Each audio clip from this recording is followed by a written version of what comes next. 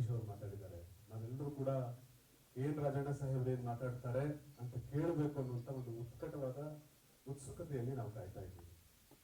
ಬಹಳ ಮುಖ್ಯವಾಗಿ ಒಂದಂತೂ ಸತ್ಯ, ಹಿಂದುಳಿದವರು ರಾಜಕಾರಣ ಮಾಡೋದು ಸುಲಭವೇ ಅಲ್ಲ ಅಂತ ಕರ್ನಾಟಕ ಭಾವಿಸಿದ ಕಾಲದಲ್ಲಿ ದೇವರಾಜ ಅರಸು ಅವರು ಎದ್ದು ನಿಂತು ಒಬ್ಬ ಹಿಂದುಳಿದ ವರ್ಗದ ಯುವಕ ಆ ಕಾಲದಲ್ಲಿ ಆ ಹಿಂದುಳಿದ ವರ್ಗಗಳ ಪರವಾದಂತಹ ಅಪಾರವಾದ ಮನಸ್ಸನ್ನು ಇಟ್ಕೊಂಡಿದ್ದವರು ಎದ್ದು ನಿಂತು ಹೋರಾಟವನ್ನು ಕಟ್ಟಿ ತೋರಿಸಿದ್ರು. ಕರ್ನಾಟಕ ರಾಜ್ಯದ ಮುಖ್ಯಮಂತ್ರಿಯಾಗಿ ಹಿಂದುಳಿದವರ ಪರವಾಗಿ ಅನೇಕ ಕೆಲಸಗಳನ್ನು ಮಾಡಿದರು.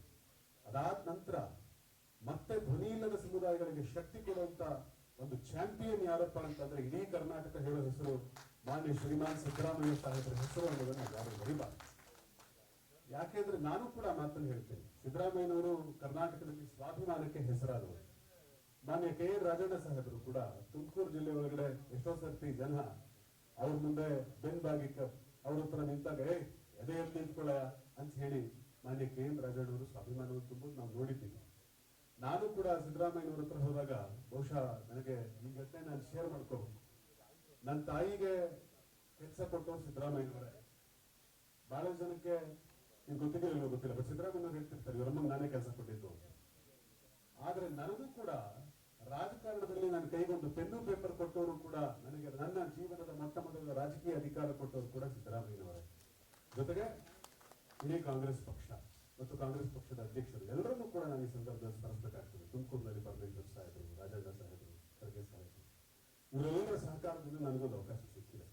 ಆದ್ರೆ ಒಂದಂತೂ ನಿಜ, ನಾನು ಈ ಸಂದರ್ಭದಲ್ಲಿ ಒಂದು ಪುಟ್ಟ ಘಟನೆ ಹೇಳಿ ನಾನು ಮಾತು ಮುಗಿಸ್ತೇನೆ.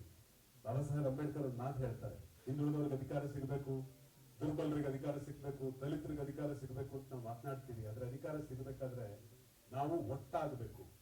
ಅದಕ್ಕೋಸ್ಕರವೇ ಅಂಬೇಡ್ಕರ್ ಒಂದು ಕಥೆ ಹೇಳ್ತಾ ಇದ್ರು. ಏನು ಅಂತಂದ್ರೆ, ಒಂದು ರಸ್ತೆ ಒಳಗಡೆ ಈ ಕಡೆ ಬಂಗಾರದ ಅಂಗಡಿ ಇತ್ತಂತೆ, ಆ ಕಡೆ ಕಬ್ಬಿಣದ ಅಂಗಡಿ ಇತ್ತು. ಹೋಗಿ ಕಬ್ಬಣ, ನನ್ನನ್ನು ಕಬ್ಬಣದ ಸತ್ಕೆಲೆ ಚಚ್ತಾರೆ ಕಣೆಯ, ನೀನು ಕಬ್ಬಣದ ಸತ್ಕೆಲೆ ಚಚ್ತಾರೆ, ನಮ್ಮನ್ನಿಬ್ಬರನ್ನು ಚೆಚ್ಚೋ ಸುಕ್ಕೆ ಕಬ್ಬಿಣವೇ ಆದ್ರೂ ಕೂಡ ನಾನ್ ನೋಡು ಬಂಗಾರ ಹೇಳ್ತಾ ಇದೆ ಕಬ್ಬಿಣಕ್ಕೆ, ನಾನು ಎಷ್ಟು ಮೌನವಾಗಿ ಸಹಿಸ್ಕೊಳ್ತಾ ಇದ್ದೀನಿ, ನೀನ್ ಯಾಕೆ ನನ್ನನ್ನು ಸಹಿಸ್ಕೊಳ್ಳಲ್ಲ, ನೀನ್ ಯಾಕೆ ಅಷ್ಟು ಜೋರಾಗಿ ಪಡ್ಕೊಳ್ತೀಯಾ? ಆಗ ಆದಿಬಿದಿ ಹೋಗೋ ಜನ ಎಲ್ಲ ಕಿವಿಸ್ಕೊಳ್ತಾರೆ ಯಾಕೆ ಅಂತ ಕೇಳ್ತಾರೆ.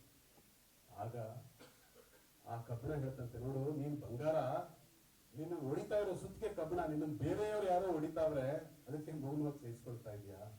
ಆದ್ರೆ ನಾನು ಕಬ್ಬಿಣ, ನನ್ನ ಹೊಡೆಯೋ ಸುತ್ತಿಗೆನೂ ಕಬ್ಬಿಣ, ನಮ್ಮವರೇ ಹೊಡಿತಿದಾರಲ್ಲಪ್ಪ, ಅದಕ್ಕೆ ನೋವಾಗ್ತಿದೆ, ಅದಕ್ಕೆ ನಾನು ಜಾಸ್ತಿ ಜೋರಾಗಿ ಶಬ್ದ ಮಾಡ್ತೀನಿ ಅಂತ ಕಬ್ಬಿಣ ಹೇಳ್ತಂತೆ. ಈ ಮಾತನ್ನು ಹೇಳಿ ಅಂಬೇಡ್ಕರ್ ಏನ್ ಹೇಳ್ತಿದ್ರು ಅಂತಂದ್ರೆ, ಬ್ಯಾಕ್ವರ್ಡ್ ಕ್ಲಾಸಸ್ ಪರವಾಗಿ ನಿಂತ್ಕೊಳ್ಬೇಕು. ನಿಮಗೆ ಬೋರ್ಡ್ ಚೇರ್ಮನ್ ಮಾಡಿದ್ರು ಮತ್ತೆ ವೈಸ್ ಚೇರ್ಮನ್ ಮಾಡ್ಬಿಟ್ರು, ಅದು ಸಹಜ.